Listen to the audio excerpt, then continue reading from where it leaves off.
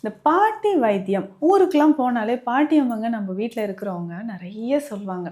இது செய்யாத, இதை சாப்பிடு, இது சாப்பிட்டா சூடு குறையும், இதை சாப்பிட்டா உடம்புக்கு நல்லது, அந்த மாதிரி நிறைய விஷயங்கள் சொல்லுவாங்க. ஆனால் இப்போ இருக்கக்கூடிய யங் ஜென்ரேஷன் அதெல்லாம் நம்ம இக்னோர் பண்ணிடுவோம். அட போ பாட்டி, உனக்கு ஒரு வேலையே இல்லை, ஐயோ இதெல்லாம் என்னால் குடிக்க முடியாது. இந்த மாதிரி நம்மளுடைய பாட்டிமார்கள் சொல்லக்கூடிய விஷயங்கள் உண்மையிலே அது நமக்கு பலன் தரக்கூடியது. அடுத்தது நம்ம பாட்டியம்மா இதெல்லாம் சொல்லியிருப்பாங்க. ஸோ கவனமாக கேட்டோம்னா தெரியும். நைட்டு தூங்கும்போது பாலில் கொஞ்சம் மஞ்சள் பொடி போட்டு பனங்கற்கண்டு போட்டு தரங்க, நல்லா தொண்டைக்கு எதமாக இருக்கும், நல்லா தூங்குவீங்க அப்படின்னு சொல்லுவாங்க. டெய்லி இதை குடிப்பா, ஹாஸ்டல் நம்ம போயிடுவோம், இல்லை வெளியில் வேற எங்கன்னா வேலைக்காக போயிடுவோம். ஸோ அப்போ ஃபோன் பண்ணி நைட்டு டெய்லி மஞ்சள் பால் குடிச்சியாப்பா அப்படின்லாம் கேட்பாங்க. அட போ பாட்டி, குடிக்கிறேன் குடிக்கிறேன் அப்படின்வோம். ஆனால் அதனுடைய ஹெல்த் பெனிஃபிட்ஸ் என்ன, ஒரு பெரிய ரகசியமே அதுக்கு பின்னாடி ஒளிஞ்சிருக்கு. அடுத்து முக்கியமாக என்ன சொல்லுவாங்க, பெண்களுக்கு முக்கியமான ஒரு குறிப்பு, பீரியட்ஸ் டைமில் சொல்லுவாங்க, மடி இந்த களியை சாப்பிட்ரு, இது இடுப்பு வலிக்கு ரொம்ப ரொம்ப நல்லது. ஃபர்ஸ்ட் டைம் பியூபர்ட்டி அட்டன் பண்ண பெண் குழந்தைக்கு பாட்டி அம்மா அப்படியே ஒரு லிஸ்ட்டே வச்சுருப்பாங்க. பின்னாடியே வந்துட்டு இருப்பாங்க, இது ஒரு வாய் சாப்பிட்ருமா, இது ஒரு வாய் சாப்பிட்ருமா அப்படின்ட்டு. என்ன அப்படின்னு பார்த்தோம்னா, ஒன்று உளுந்த களியாக இருக்கும், இல்லைன்னா வெந்தய களியாக இருக்கும், இல்லைன்னா நாட்டுக்கோழி முட்டையும் நல்லெண்ணையும் சேர்த்து நல்லா பைட் பண்ணி அடித்து கொண்டு வந்து கொடுப்பாங்க, இதை குடிச்சிரு அப்படின்ட்டு. ரொம்ப கஷ்டப்பட்டு குடிப்போம். அடுத்து முக்கியமாக நம்ம கிராமப்புறங்களில் எல்லார் வீட்லேயும் இருக்கக்கூடியது, வயிற்று வலினா இதுதான், சுளுக்குனா இதுதான். நம்ம பாட்டியம்மா கையோடு தூக்கிட்டு வருவாங்க. என்னன்னு பார்த்தோம்னா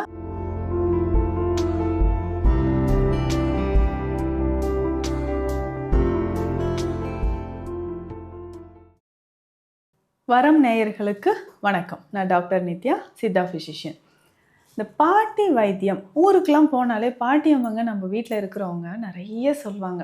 இது செய்யாத, இதை சாப்பிடு, இது சாப்பிட்டா சூடு குறையும், இதை சாப்பிட்டா உடம்புக்கு நல்லது, அந்த மாதிரி நிறைய விஷயங்கள் சொல்லுவாங்க. ஆனால் இப்போ இருக்கக்கூடிய யங் ஜென்ரேஷன் அதெல்லாம் நம்ம இக்னோர் பண்ணிடுவோம். அட போ பாட்டி, உனக்கு ஒரு வேலையே இல்லை, ஐயோ இதெல்லாம் என்னால் குடிக்க முடியாது. இந்த மாதிரி நம்மளுடைய பாட்டிமார்கள் சொல்லக்கூடிய விஷயங்கள் உண்மையிலே அது நமக்கு பலன் தரக்கூடியதா, இல்லை சும்மா வழி வழியாக ஏதோ காலப்போக்கில் சொன்ன ஒரு விஷயமா, அதெல்லாம் யூஸ்லெஸ்ங்க, அதெல்லாம் ஃபாலோ பண்ண முடியாது அப்படின்னு இப்போ இருக்கக்கூடிய யங் ஜென்ரேஷன் சொல்கிற மாதிரி அதெல்லாம் உண்மைதானா அப்படின்றத பற்றி பார்க்கலாம். நான் உங்கள் டாக்டர் நித்யா, சித்த மருத்துவர். நம்ம clinic Deekshalayam Siddha health care, Adambakkam, Chennai. சரிங்க, முதல்ல நம்ம பார்த்தோம்னா, மக்கா உடம்பு சூடாயிடுச்சா, உடனே நல்லெண்ணெய் தேய்ச்சி குழி. நல்லெண்ணெயில் வந்து பார்த்தோன்னா கொஞ்சம் பூண்டு, ஒரு 2-3 மிளகு போட்டு கொடுப்பாங்க. ஸோ வெது வெதுப்பாக இந்த நல்லெண்ணெயை நல்லா உடம்பு ஃபுல்லாக தேய்ச்சி குழி, உடல் சூடு தணிஞ்சிரும் அப்படின்னு நம்ம பாட்டியம்மா சொல்லுவாங்க. ஸோ மறக்காமல் வெந்நீரில் குளிச்சிருப்பா அப்படின்னு சொல்லுவாங்க. இதில் முக்கியமாக நம்ம சொல்லக்கூடிய ஒரு விஷயம், சித்த மருத்துவம் இதை பற்றி என்ன சொல்லுது, வாரம் 2 முறை எண்ணெய் குளியல் அவசியம். ஆண்களாக இருந்தாலும் பெண்களாக இருந்தாலும் வாரம் 2 முறை எண்ணெய் குளியல் அவசியம். உடல் சூடு தணிவதற்கு, கண் பார்வை, இன்னைக்கு எத்தனை பேர் நம்ம வந்து கண்ணாடி போட்டுட்ருக்கோம், கண் பார்வை சரியாக இருப்பதற்கு, பெண்களுக்கு கர்ப்பப்பை சூடு அப்படின்னு சொல்கிற ஒரு விஷயம் இருக்குது. ஃபைப்ராய்டு இருந்தாலும் சரி, பிசிஓடி ப்ராப்ளம் இருந்தாலும் சரி, இதெல்லாம் சரியாகிறதுக்கு நமக்கு எண்ணெய் குளியல் ரொம்ப அவசியம்.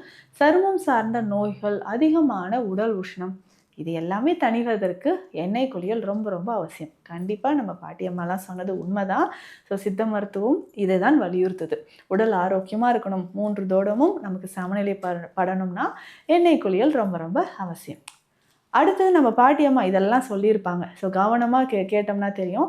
நைட்டு தூங்கும்போது பாலில் கொஞ்சம் மஞ்சள் பொடி போட்டு பனங்கற்கண்டு போட்டு தரங்க, நல்லா தொண்டைக்கு எதமாக இருக்கும், நல்லா தூங்குவீங்க அப்படின்னு சொல்லுவாங்க.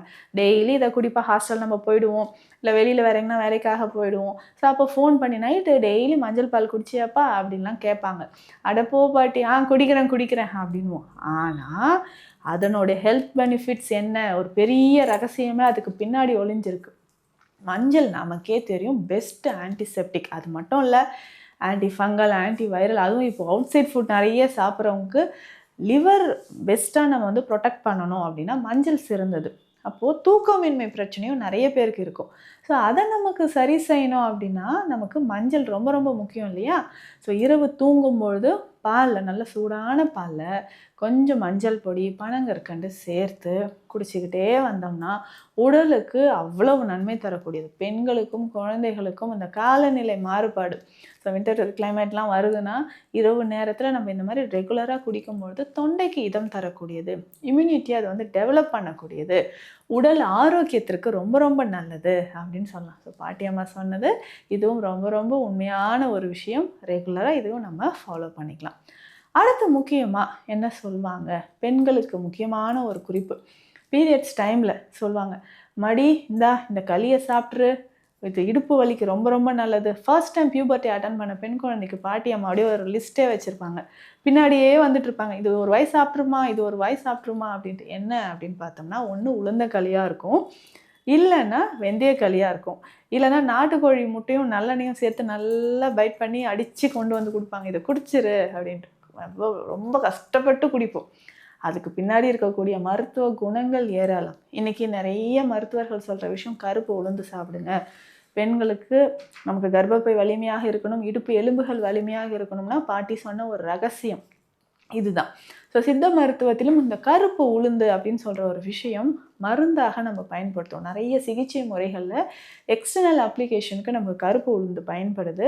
அதே மாதிரி இந்த உளுந்தங்களி, இந்த கருப்பட்டி, நல்லெண்ணெய் சேர்த்து நெய் சேர்த்து நம்ம சாப்பிடும்பொழுது இடுப்பு எலும்புகள் நமக்கு வலிமையாக இருக்க இது ரொம்ப ரொம்ப யூஸ்ஃபுல்லாக இருக்கும் அப்படின்னு சொல்லலாம். அதே மாதிரி தான் நாட்டுக்கோழி முட்டையும். ஸோ பெண்களுக்கு அந்த வலிமை வரணும் இல்லையா, ஸோ அடுத்ததாக ப்ரெக்னென்சி டைமில் அதை தாங்குவதற்கு இடுப்பு எலும்புகள் வலிமையாக இருப்பதற்கும் குழந்தை ஆரோக்கியமாக பிறப்பதற்கும், ஸோ எவ்ரி மந்த் பீரியட்ஸ் ரெகுலராக வரணும். பெரும்பாலும் இன்றைக்கி பிசிஓடி ப்ராப்ளம், யூட்ரன் ஃபைப்ராய்டு இருக்குது, ஹிஸ்டெக்டமி பண்ணிட்டாங்க அப்படின்னு சொல்லுவாங்க. இதெல்லாம் வராமல் நம்ம பாட்டியம்மா எடுத்த முயற்சி, பாதி பேருக்கு போன ஜென்ரேஷன் வரைக்கும் எல்லாமே ஆரோக்கியமாக இருந்தாங்க. இப்போது டீனேஜில் இருக்கிறவங்களுக்கும் பிசிஓடி கம்ப்ளைண்ட் வருதுன்னா இதுதான் காரணம். ஸோ இந்த உணவுகள் எல்லாமே தவறாமல் நீங்கள் சாப்பிட்றதுக்கு முயற்சி பண்ணுங்கள். அடுத்து பாட்டியம்மா நிறைய விஷயங்கள் சொல்லுவாங்க, சளி பிடிச்சிருக்கா மிளகு ரசம் வச்சு சாப்பிடு, இரு நான் மிளகு பூண்டெல்லாம் போட்டு ரசம் வச்சு கொடுக்குறேன், உனக்கு சரியாயிடும் அப்படின்னு சொல்லுவாங்க. கொரோனா டைமில் நம்ம எல்லாருமே அதுதானே செஞ்சோம். டெய்லி எல்லார் வீட்லேயும் ரசம் இருக்கும், மிளகு ரசம் இருக்கும், தவறாமல் மிளகு ரசம் எடுப்பாங்க. ஸோ இது எடுக்கும்போது நமக்கு என்ன ஆகுது, நமக்கு நுரையீரல் சம்மந்தப்பட்ட பிரச்சனை குணமாகுது. சித்த மருத்துவத்தில் மிளகு பற்றி அழகாக சொல்லுவாங்க, 10 மிளகு இருந்தால் பகைவர் வீட்டிலும் விருந்துண்ணலாம் அப்படின்னு. என்ன அர்த்தம், பெஸ்ட்டு ஆன்டிடோட். ஸோ நம்ம உடலில் எந்த வகையான நஞ்சு இருந்தாலும் அதை போக்குவதற்கு மிளகு தாங்க பெஸ்ட்டு. ஸோ ரெகுலராக நம்ம மிளகு ரசம் வச்சு சாப்பிட்டுட்டு வரலாம்.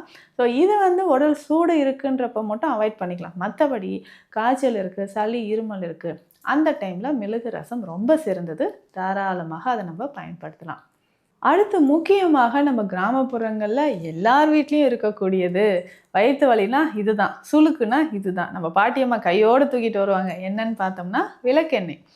ஸோ விளக்கெண்ணெயை பொறுத்த வரைக்கும் நிறைய மருத்துவ குணங்கள். ஸோ நம்ம உடலில் இருக்கக்கூடிய பாடி ஹீட்டை வந்து குறைக்கிறதுக்கு, ஸோ பெயின் ரிலீஃப் பண்ணுறதுக்கு, ஸோ வீட்டில் எல்லார் வீட்லேயுமே இருக்கக்கூடியது. இது பாட்டியம்மா சொல்லுவாங்க, ரொம்ப கண் எரிச்சலாக இருக்கா, கண்ணை சுற்றி அப்படியே விளக்கெண்ணெயை தடவிக்கோ சரியாயிடும். வயிறு வலி இருக்கா, தொப்புல ஒரு 4 சொட்டு விளக்கெண்ணெய் விட்டு லேசாக தேய்ச்சி விட்டால் போதும், சரியாயிடும். தலைமுடி ரொம்ப கொட்டுதா, இந்த விளக்கெண்ணையும் தேங்காய் எண்ணெயும் கலந்து போடு, சரியாயிடும். ஸோ விளக்கெண்ணெய்க்கு அவ்வளோ மகத்துவ குணங்கள் இருக்குது. ஸோ எல்லாருமே இன்றைக்கி வந்து பார்த்தோம்னா இந்த சிட்டி சைடில் விளக்கெண்ணெயை பார்த்தாலே ஐயோ இவங்க என்ன இது நாட்டுப்புறத்தான் போல இருக்கே, விளக்கெண்ணெய்லாம் யூஸ் பண்ணுறாங்க. ஆனால் அதில் இருக்கக்கூடிய மருத்துவ குணங்கள் ஏராளம். இன்றைக்கி சித்த மருத்துவத்தில் நம்ம பாடியில் எந்த வகையான கட்டிகள் இருந்தாலும் பித்தத்தை குறைப்பதற்கும், அந்த ரொம்ப ஹேர்ஃபால் இருக்குது, என்னென்னவோ நம்ம ட்ரை பண்ணுறோம். விளக்கெண்ணெய் ஒரு அருமையான ஒரு வழிமுறை அப்படின்னு சொல்லலாம். ஸோ விளக்கெண்ணெயை நம்ம ஃபாலோ பண்ணும்போது உடலில் பல நோய்கள் நமக்கு குணமாகுது. பொதுவாகவே இந்த பாட்டியம்மா நம்ம வீட்டில் கிராமப்புறங்களில் சொல்கிற விஷயங்கள் பொதுவாகவே நல்ல ஒரு பலன் தரக்கூடியது. ஆனால் ஜென்ரலாக ஒரு மூலிகை நம்ம எடுக்கிறோன்னா, இந்த மூலிகை இத்தனை நாள் எடுக்கலாம், இந்தந்த உடல்வாக இருக்கிறவங்க எடுக்கலாம் அப்படின்றது ஒன்று இருக்குது. அப்போது செல்ஃபாக நம்ம சேஃபாக எடுத்தது தான் ஓகே. ஆனால் இதில் நம்ம நீண்ட நாட்களாக தொடர்ந்து சில வகையான பெருநோய்கள் இருக்குதுன்னு வச்சுக்கோங்களேன். ரொம்ப நாளாக எனக்கு சுகர் இருக்குது, டயபெட்டிக் நியூரோபதி இருக்குது, கிட்னி ரிலேட்டட் ப்ராப்ளம் இருக்குது, இதையெல்லாம் சரி செய்யணும். அப்போ இந்த ஹோம் ரெமடிஸே போதுமானா போதாது. ஸோ இந்த ஹோம் ரெமடிஸ் ட்ரை பண்ணுறதுக்கு முன்னாடி நம்ம ஹெல்த் கண்டிஷன் எப்படி இருக்குன்னு ஒரு மருத்துவர் ஆலோசனை செய்து அதற்கேற்ற மாதிரி மூலிகைகளை நம்ம எடுத்தால் சேஃபாக நமக்கு வேறு எந்த பக்க விளைவுகளும் இல்லாமல் நம்ம இதிலேருந்து முழுமையான ஒரு குணம் பெறலாம். அதையும் நம்ம மைண்டில் வச்சுக்கணும். ஸோ இந்த மாதிரி பயனுள்ள மருத்துவ தகவல்களை தெரிஞ்சுக்க நம்ம பேஜை ஃபாலோ பண்ணுங்கள். உங்களுக்கு சித்த மருத்துவ ஆலோசனைகள் தேவைப்பட்டால் ஸ்க்ரீனில் இருக்க நம்பருக்கு காண்டாக்ட் பண்ணுங்கள். நன்றி.